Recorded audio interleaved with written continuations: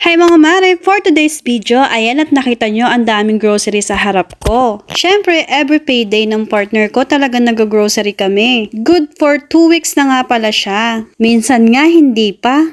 Sa mga nagtatanong sa akin kung magkano nga ba ang cost of living dito sa New Zealand, kung malaki ang sahod mo, mas lumalaki din yung gastos mo. Diba? Common na kasi yun. So yun nga mga mare, magkano nga ba ang cost of living dito sa New Zealand? Dito po ay depende. May mga kakilala ako at friend ako na libre yung bahay nila, libre din ang kuryente nila, at libre din yung wifi nila. O di ba mapapasana all ka na lang? Kami po ay nagbabayad ng bahay, kuryente at syempre ang internet. Samahan mo pa mag-grocery kayo. Magkano ang nagagastos nyo every grocery? Kung ang bahay namin ay 200, ang kuryente naman namin ay 100 plus, ang grocery na naman namin ay umaabot ng $300. Ang internet naman namin ay umaabot kulang $300.